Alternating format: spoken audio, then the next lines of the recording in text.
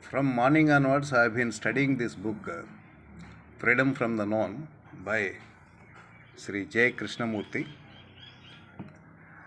Uh, it's a lot difficult book, so I could study only first chapter, and in that chapter, I have noted a couple of paragraphs so that where we can catch the gist of Krishnamurti ji's, Krishna ji's thinking and Krishna ji's teachings, whatever we call it. So here you can see, observe this first paragraph, what I noted. We human beings are what we have been for millions of years, colossally greedy, envious, aggressive, jealous, anxious, and despairing, with occasional flashes of joy and affection. We are a strange mixture of hate, fear, and gentleness. We are both violence and peace. Yeah, this is very much true. If we observe ourselves, we will find this. And the second point is there has been outward progress from the bullock cart to the jet plane. But psychologically, the individual has not changed at all. So, what does this indicate? What does this say? So, it is very easy to build a spacecraft. It is very easy for you to make even intergalactical travel. So that's very easy if your mind is focused and if your mind is learned enough and you work a lot on this. Then getting rid of your envy, aggressiveness, jealous, and greediness, and all these things. Why? Why this is? So, if you see, the human being is born with these things. Actually, human being is born with emotions, actually expressed as instincts, and from the day he is born, he will start learning. That means he acquires knowledge and he learns something, focuses on something and learns, and continuously he'll improve himself towards. But this basic frame of emotions is not disturbed, and it is to be tackled from time to time. Every day, every minute, you have to tackle these things, and you have to work on it. So that is what is the actual fact it is, because emotions are born with you to safeguard you from nature. So when you are born, the nature may be giving you a lot of giving human lot of challenges, but now it is not the case. So, but still to change according to the times and needs. But the evolution process is, since it is very low, very slow it is, so it takes millions of years for your mind to also change from one spectrum to the other spectrum. So literally we can see that we will never change in our emotional frame. We will be as cautious as it is, we will be as greedy and as envious, as aggressive as we were born millions of years ago. So thousands of years ago, maybe that's what it is. The frame is same. But what we have improved upon is the knowledge of building something and making our life easy. So that is why what he says, the structure of the society throughout the world has been created by individuals. So psychologically, the individual has not changed at all. The outward social structure is the result of the inward psychological structure of our human relationships. For the individuals is the result of the total experience, knowledge, and conduct of man. Each one of us is a storehouse of all the past. The individual is a human who is all mankind. The whole history of man is written in ourselves. That is why his one of the other titles says, "You are the world." And I think some Descartes, he said, "You think, therefore you are." So what we think, we do.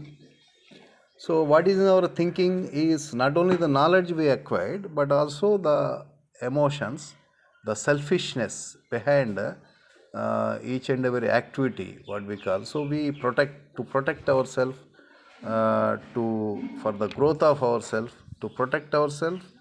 We are selfish, we are greedy, and to grow in the competition, we are envy and we are jealous and all these things. So that frame will not change. So here what is he suggesting? It is important to understand from the very beginning that I am not formulating any philosophy or any theological structure of ideas or theological concepts. So he is not proposing any other religion to say, you do like this, you do like that, that and all he is not telling. So Mr. Krishnaji is not telling all that. So rather, it seems me that all ideologies are utterly idiotic. And also he claims that all religions, all ideologies means noble thoughts. If you do this, you will get there, you will do this, you will get rid of all your emotions and all these things. That is not possible, and that's why he also says that they are all idiotic. What is important is not a philosophy of life, but to observe what is actually taking place in our daily life, inwardly and outwardly. So this is what is most important. That means this is human life, the walk of human, the from the day he is born till his death is no, it is a nascent, like no, it is not permanent. So no action of his is permanent. Nothing is permanent here. Everything changes, and every day, every minute you have to meet the human being new and fresh, because it is the human walk of human and actions of humans, the reactions of humans are nascent rather than permanent. That means they change. They are that particular momentary it is only. If you observe very closely that what is taking place and examine it, you will see that it is based on an intellectual conception, and the intellect is not the whole field of existence. It is a fragment, and a fragment, however cleverly put together, however ancient and traditional, is still a small part of existence, whereas we have to deal with the totality of life.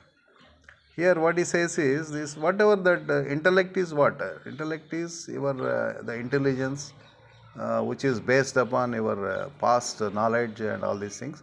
The past knowledge is also, there is true knowledge and there is false knowledge, and there is religious knowledge, unproved knowledge is there, and also proved scientific knowledge also is there. So it all consists of your intellect, and intellect is only a fragment. It cannot see the entirety of life. That's what he says. So then, and when we look at what is taking place in the world, we begin to understand that there is no outer and inner process. There is only one unitary process. It is a whole, total movement. The inner movement expressing itself as outer, and the outer reacting again on the inner. So that means it is a one single process. You are observing, and you are the actions of the others. For the actions of the others, either you are reacting or responding. When you are reacting means you are protecting yourself. When you are responding means you are understanding the situation, and you are moving forward.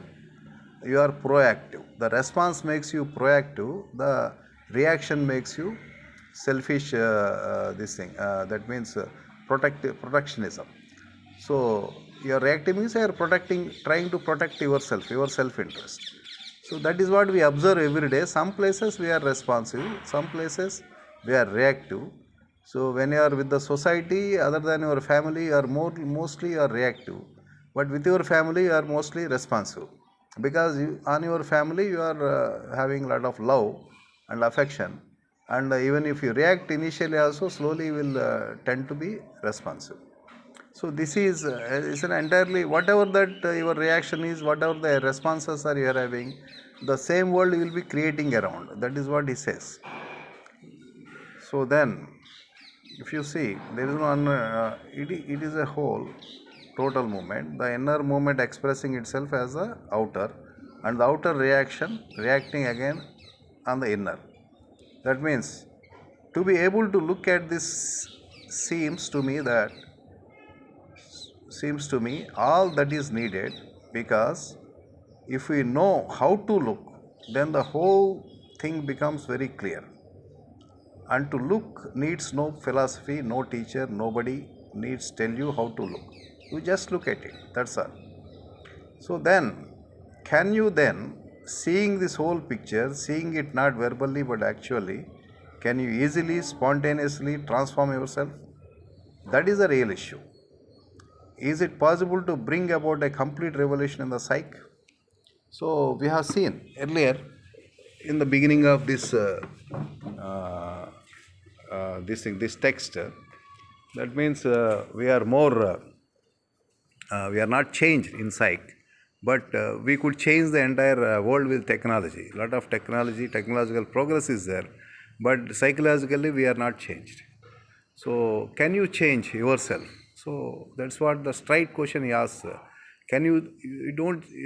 He is not asking you to change as a Hindu according to the Hindu, according to Bible, according to Islam, and all these things. He is setting you free from all those things. He is setting you free from all the texts, religious texts written on this thing. He is only challenging you straight away. Can you change yourself so that you are more responsive than reactive? He did not say the response and react. He did not use the words, but he only used the reaction part of it.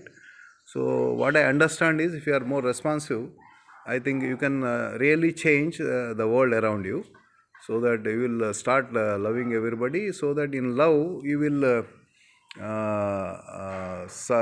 give away all your greed, envy, and all these negative emotions which are of selfish base.